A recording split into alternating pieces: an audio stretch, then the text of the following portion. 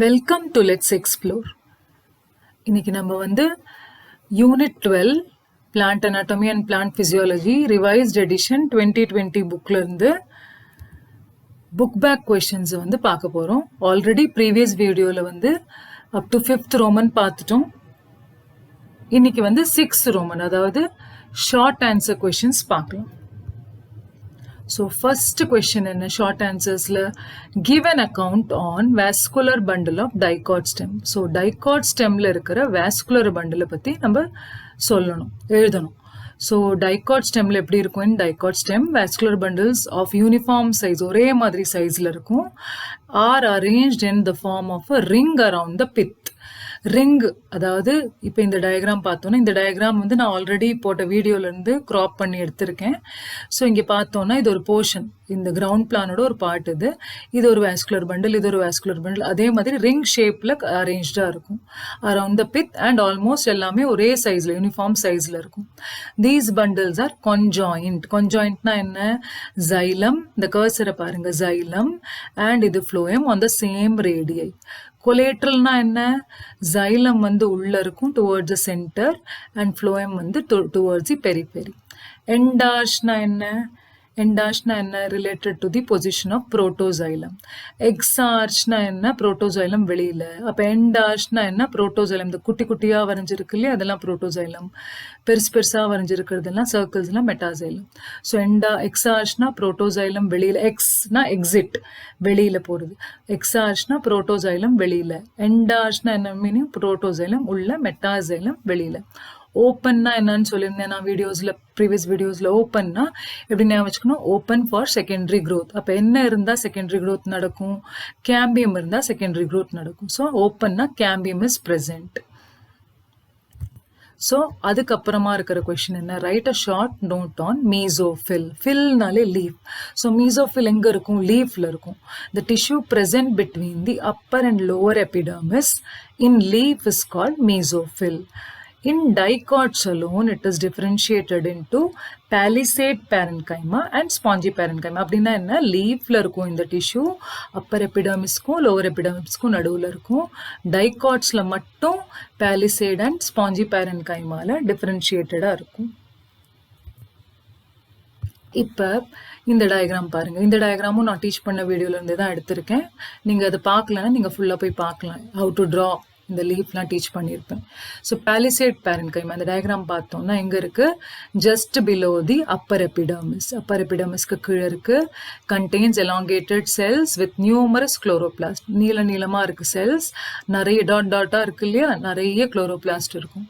Intercellular space absent. நடுவில் வந்து space வந்து செல்லுக்கு நடுவில் ஸ்பேஸ் இல்லை. ஃபங்க்ஷன் என்ன? நிறைய குளோரோபிளாஸ்ட் இருக்கிறதுனால மெயின் ஃபங்க்ஷன் என்ன? இதோட ஃபோட்டோசிந்தசிஸ். அப்புறம் ஸ்பாஞ்சி பேரன்கைமா, அது எங்க இருக்கு? palisade parenchymaக்கு கீழே இருக்கு. and contains irregularly arranged spherical or oval cells. cells வந்து இந்த போர்ஷன் தான் ஸ்பாஞ்சி பேரன்கைமா. ஓவலா இருக்கலாம், ஸ்பெரிக்கலா இருக்கலாம், இர்ரெகுலரா அரேஞ்ச். இங்க வந்து ரெகுலரா ஒரே ஒரு பேட்டர்ன்ல அரேஞ்சா இருக்கு. இங்க வந்து spongy parenchyma irregularly arranged and intercellular space is present. and function என்ன? gaseous exchange. அடுத்த கொஸ்டின் என்ன? Draw and label structure of oxysome. இந்த ஆக்சிசோம் எங்க இருக்கும்? மைட்டோகாண்ட்ரியாவோட இன்னர் மெம்பரேன்ல, இன்னர் மைட்டோகாண்ட்ரியல் மெம்பரேன்ல இருக்கும். ஸோ இதை வந்து ஒரு குண்டூசி மாதிரி இருக்கும் பார்க்க இதோட ஸ்ட்ரக்சர். இதை இந்த மாதிரி வரைஞ்சிட்டு மேலே இருக்கிறது F1 ஹெட், நடுவில் இருக்கிற காம்பு மாதிரி இருக்கு இல்லையா, அது வந்து stalk, base F0 base or FO base. இதுதான் ஸ்ட்ரக்சர் ஆஃப் ஆக்சிசோம். அதுக்கப்புறமா நெக்ஸ்ட் கொஸ்டின் என்ன? Name the 3 basic tissue system in flowering plants. அப்போ சாக்ஸோட கிளாசிஃபிகேஷன் படிச்சிருக்கோம் இல்லையா நம்ம. ஸோ வீடியோ பார்க்காதவங்க போய் பாருங்க, அதை டீட்டெயிலாக எடுத்திருப்பேன் அதில். So socks according to socks எத்தனை கொடுத்துருந்த tissue system? 3 basic tissue system in flowering plants. இதெல்லாம் டெர்மல் ஆர் எபிடெர்மல். அப்புறமா second ground tissue system, third வந்து வாஸ்குலர் டிஷ்யூ சிஸ்டம். அப்புறம் next question is what is photosynthesis and where in a sell does it occur. So இது வந்து சிம்பிளான definition தான். எப்படி ஞாபகம் வச்சுக்கணும்னா, photosynthesis என்ன ஒரு ப்ராசஸ். ஸோ ஃபர்ஸ்ட் வேர்டு என்ன ப்ராசஸ். அது யார் பண்ணுவாங்க? Autotrophic organisms. அப்போ அந்த ஆட்டோட்ராஃபிக் ஆர்கானிசம்ஸில் என்ன இருக்கும்? குளோரோஃபில் இருக்கும். Process which is done by autotrophic organisms which contain chlorophyll and அதில் என்ன பண்ணும்? சன்லைட்டை யூஸ் பண்ணி synthesize their own food.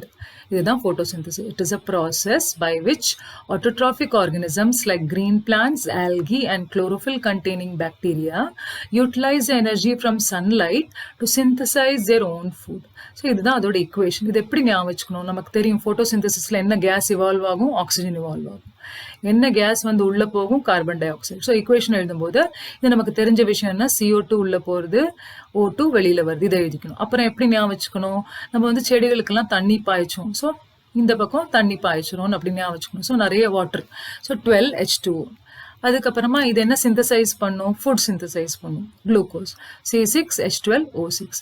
அதே மாதிரி வாட்டர் மாலிக்யூல் ரிலீஸும் ஆகும். ஸோ ரியாக்டன்ட்லேயும் இருக்கும், ப்ராடக்ட்லேயும் இருக்கும். ஸோ இதை வச்சு நம்ம இந்த ஈக்குவேஷன் ஓவரால் ஈக்குவேஷனை எழுதிடலாம். அண்ட் இந்த கோடு இந்த ஏரோ மேலே லைட் அண்ட் குளோரோஃபில் கண்டிப்பாக மறக்காமல் எழுதணும். So where does it occur? எங்கே நடக்கும் இந்த process photosynthesis? It occurs in the chloroplast of the sell.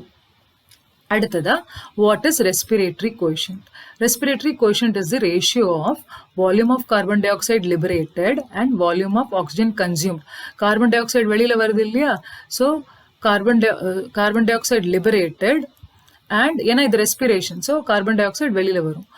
Divided by volume of oxygen consumed. எவ்வளவு oxygen உள்ள போயிருக்கு. That is called respiration. இதுதான் இதோட formula. Volume of CO2 liberated by volume of O2 consumed. அடுத்தது, why should light dependent reaction occur before the light independent reaction? So இப்போ ரெண்டு விஷயம் இருக்கு, light depend and light independent. இப்போ என்ன இதில் ஞாபகப்படுத்திக்கணும், நம்ம ரீகால் பண்ணிக்கணும்னா, லைட் டிபெண்ட் ரியாக்ஷனில் லைட் எனர்ஜி வந்து ATP அண்ட் NADPH2 மாறுறது. அப்போ லைட் டிபெண்ட் ரியாக்ஷனில் ATP அண்ட் NADPH2 சிந்தசைஸ் ஆகுது. லைட் இன்டிபெண்ட் ரியாக்ஷனில் இந்த முதல்ல சிந்தசைஸ் ஆன ATP அண்ட் NADPH2 யூஸ் ஆகுது. எதுக்கு யூஸ் ஆகுது? CO2 கார்போஹைட்ரேட்டாக மாற்றுறதுக்கு. ஸோ அப்போ லைட் இண்டிபெண்ட் ரியாக்ஷன் முதல்ல நடந்ததுன்னா எங்கே இருந்ததுக்கு ATP அண்ட் NADPH2 கிடைக்கும். அதனால தான் light independent reaction occurs after light dependent reaction. So during light dependent reaction, light energy is converted into chemical energy ATP and NADPH2. This ATP and NADPH2 is used in light independent reaction to reduce CO2 into carbohydrates. This is the reason light dependent reaction occurs before the light independent reaction. இதில் ஒன்று ஞாபகம் வச்சுக்கணும், NADPH2 respiration நம்ம பேசும்போது அதில் நம்ம என்ன பார்ப்போம்? NADH2. ஸோ இப்போ Pங்கிறது ஃபோட்டோசிந்தசிஸ்னு ஞாபகம் வச்சுக்கோங்க. P for photosynthesis. அதில் வந்து NADPH2 தான் எழுதணும் நம்ம. அப்புறம் right the reaction for photosynthesis. இது ஆல்ரெடி நான் சொல்லிட்டேன். 6CO2 + 12H2O in the presence of light and chlorophyll gives C6H12O6 glucose plus 6H2O water and oxygen gas.